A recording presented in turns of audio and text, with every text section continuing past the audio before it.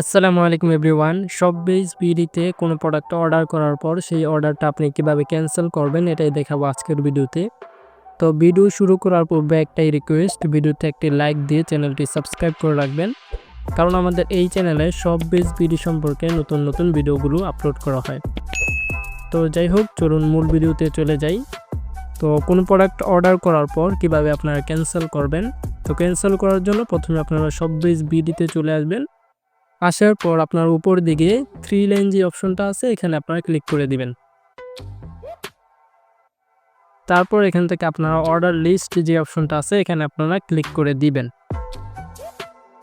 তারপর এখান থেকে আপনারা প্রোডাক্টগুলো দেখতে পাবেন। তো যেই প্রোডাক্টটা আপনি ক্যান্সেল করতে চান সেই প্রোডাক্টের পাশে আপনার বিস্তারিত যে অপশনটা আছে এখানে আপনারা ক্লিক করে দিবেন।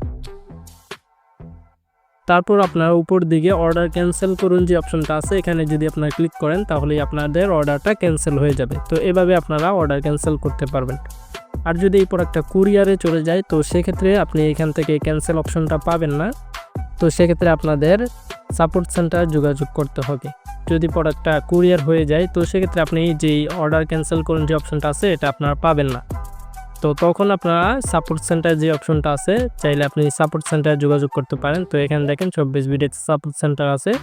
আপনি চাইলে তাদের ফেসবুক পেজেও নক দিতে পারবেন বা হটলাইনেও যোগাযোগ করতে পারবেন। তো এটাই ছিল আজকের ভিডিও। তো সবাই শপবিজ বিডিতে মনোযোগ দিয়ে কাজ করুন আর ইনকাম করুন। সবাই সুস্থ থাকুন, ভালো থাকুন। আসসালামু আলাইকুম।